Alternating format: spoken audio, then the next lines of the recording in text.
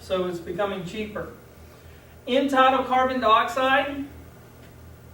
This is something that is getting out there, more and more prevalent for advanced level providers. But as a EMT or an AEMT, you will help with this by putting it onto the patient's like endotracheal tube, and it will give you a reading of how much carbon dioxide is coming out of the patient. Typically, it's not invasive because it's measuring exhaled carbon dioxide. And exhaled carbon dioxide is an indicator of respiration. And respiration typically is, really technically, is the exchange that happens. Ventilation is the act of air coming in and out. Respiration is where the oxygen is diffusing into the molecules on the red blood cells and circulating to the rest of the body, and then it's coming off the red blood cells into the tissue, and waste is coming back into the red blood cells to be circulated back for removal. Whenever that removal process comes up and we exhale carbon dioxide, that means that we are utilizing that oxygen. Now, one thing you need to memorize is the normal range of CO2 is 35 to 45.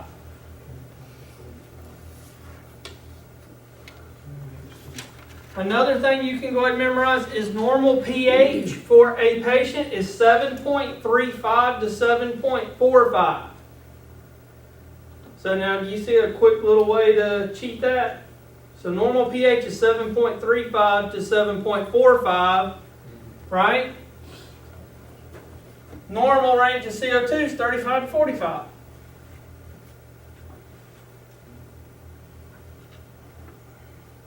Now this is a colorimetric, like whenever your partner intubates a patient and you've got the bag valve mask to squeeze it, they'll pop this on that tube and it will change colors. And then there's also a digital form that typically will be used by your paramedic partner. Blood glucose. Blood glucose is very important because if you have a patient, and I want to go ahead and drill this in your head now. If you have a patient that has an altered mental status, doesn't matter why you think they have altered mental status, you get a blood glucose.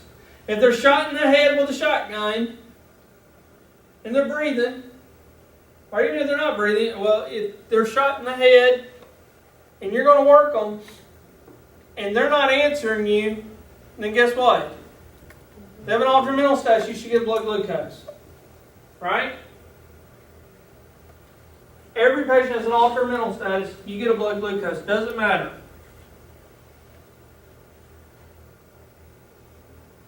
The normal range for blood glucose is 80 to 120.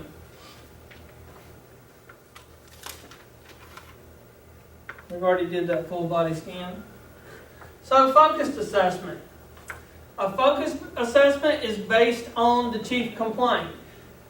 So let's say if you have a patient who comes here. Do what? I'm talking to myself. So let's say that somebody's here and they're walking and they trip and they twist their ankle.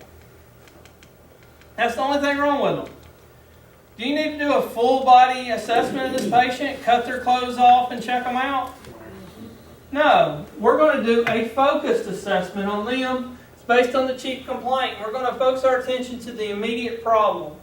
It is performed on patients with non-significant MOIs and are responsive medical patients. So if we're doing a focused assessment on the respiratory system, we want to look for signs of airway obstruction, expose the patient's chest and inspect for symmetry, symmetry being equal rise and fall. Listen to breath sounds, measure their respiratory rate, look for retractions, and reevaluate pulse rate, skin, and blood pressure. The cardiovascular system, we want to look for trauma to the chest. Reevaluate pulse, respiratory rate, and blood pressure. Reevaluate the skin. Check and compare distal pulses, and consider auscultation for abnormal heart sounds. Hard for us to do in the field because it's hard for us to hear them going down the road in an ambulance. And we really can't do much about it anyway. So So blood pressure, we learned about blood pressures. We know what blood pressure is, but if we have a drop in blood pressure, we could have a loss of blood, which could be due to internal bleeding. We have loss of vascular tone, and what that means is that the vascular system, it's an organ. It gets bigger and smaller. And if for some reason it goes from being small to big, then what's going to happen to blood pressure? It's going to drop. And we can drop blood pressure due to a cardiac pump problem. A decrease in our blood pressure, that is a late sign of shock. We should not be waiting until we have a drop in blood pressure to treat shock. And high blood pressure may result in rupture or other critical damage in the arterial system. Now, when your uncle had the stroke, right? Do you have a hemorrhagic stroke or do you have a clot? Clot. Had a clot. So sometimes high blood pressure can cause a rupture in an artery in the brain that can cause a stroke. No, he did have a tear too, but he also did have a clot. It did. Mm-hmm. All right, so the blood pressure cuff, if we have a wide outer cuff and an inflatable wide bladder in the inside of this, and we've all played with these, right? So we should all be good with measuring blood pressures, right? Hmm.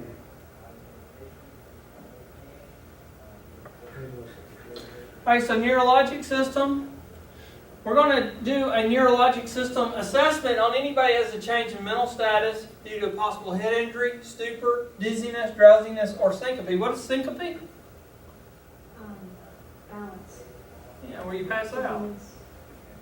Or you faint. I just won $1 million. All right. So look at the pupils. Can we see here these are constricted versus dilated? And we want to look at these because sometimes you may have a dilated and a constricted one. If they're really constricted and they should be dilated, when should your eyes be dilated? When it's dark. When it's constricted, when it's dilated. If that's opposite, that would need to be noted. See how we have a difference there? Have a dilated one and a more constricted one. This is indicative of decreased brain function. Because that can't be normal, right? They must have had some contacts or something. I don't have one. Okay, yeah, I was gonna say, could they have covered up one and then just like pull it back and take the picture? No, because our eyes, when we do that, both of them respond. The same. Could she have had one eye dilated like it? Maybe at the doctor's office, maybe. I'm not that familiar with how the ophthalmologist does that, but I think it's a contact because you can kind of see the little outline thing there. Or it's Photoshop? Actually, he said the eyebrows are different. Look at it. Yeah, It's two pictures. Looks like it's cropped. Yeah, it is, isn't it? Yeah. They did a good job. Good catch there, Chris. Can't get nothing by you. All right, so we can have changes in our pupils due to depressed brain function due to injury, trauma or stroke, a brain tumor, inadequate oxygenation or perfusion, or drugs or toxins can cause changes. I know, like, whenever we are assessing a patient for drug overdoses, morphine or opiates, most of them, tend to cause constriction. We have that. That could be a sign there. Pearl, we went over that, right? Pupils equal and round, regular in size, reacting to light. There's many different things out there. I use pupils equal and reacted to light. The same thing. Musculoskeletal system. Assess for posture and look at the joints, because their posture should be normal and erect. Now, somebody has kyphosis, which is that. You want to note that. If you have that, you're not going to put them on a backboard and push them down, right? No, that's not good. Compare the right side with the left side. Strength-wise, look for trauma to the abdomen and distension, and palpate the abdomen for tenderness, rigidity, and patient guarding. And here we're checking the pelvis. Now, if when you're checking the pelvis, you feel that there's instability there, you don't want to go back to it. Just note it, okay? And we'll learn how to splint it later, but if you keep going back and checking it, every time you do that, you could cause more vessels to rupture. And you can lose a lot of blood in the pelvis. Extremities, look for decap VTLS. Anybody know what that means? Confusions, abrasions, punctures, burns, Tenderness. lacerations, and swelling. There you go. Good job.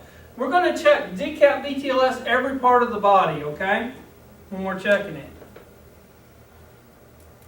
The back, inspect for decap VTLS. Palpate the spine from the neck to the pelvis for tenderness and deformity. And perform assessment of the back by performing the log roll before placing the patient on the backboard. Because once they go on the backboard, you can't roll them back. They're on the backboard. So that's your last chance you're going to get to look at them, okay?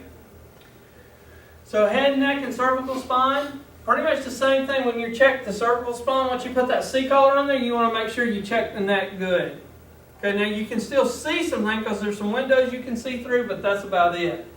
Palpate the skull and the scalp. Check the patient's eyes. Assess the cheekbones.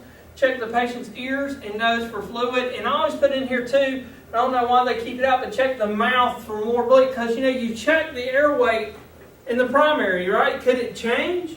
Yeah, recheck it while you're there. Look in there. If it needs to be suction, we'll then take time to suction it. Alright, so we're going to check the upper maxilla and the lower, which is the jaw. Check the patient's mouth and note any unusual odors in the mouth. They did bring back the mouth there. But the odors in the mouth can be indicative of like a diabetic. Sometimes they have a ketone-ish odor. And it could be a sign of alcoholism, you know, either ingested alcohol or other toxins. The chest, examine for injury or signs of trauma. Both sides of the chest should rise and fall together. If they don't, that's a bad sign. Paradoxal motion, that's where one section falls and the other, everything else rises. And then when everything else, the rest of the chest goes down, then that one section will come up. So paradoxal motion, sign of a flail chest. And when we do trauma, we'll learn about flail chest. And then we're going to auscultate the breath sounds as well. The abdomen, we're going to inspect for obvious injuries, and we're going to check for turds. You remember what that was? You learn turds, TRDS? Tenderness, rigidity, and distension. So y'all write that down because you're going to check TRD. And I call it turds.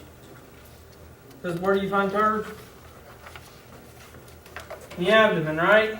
Typically. Tenderness, rigidity, and distension. Severe distension can be called ascites and sepsis. Palpate front and back of the abdomen and assess for rebound tenderness. Thank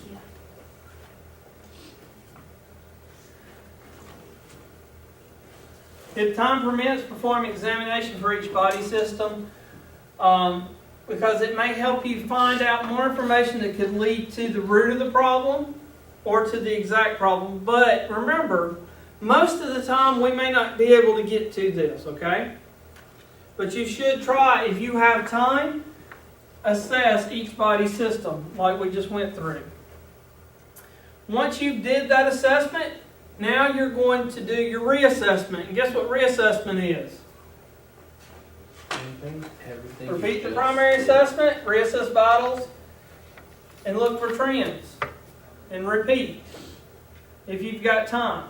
If you have a critical patient, you may not have time for this. Reassess the chief complaint because it can change. Like your pain levels may change. They may get higher or lower, right? Nausea may get worse or better. Difficulty breathing may get worse and better. Are the treatments that you are providing improving?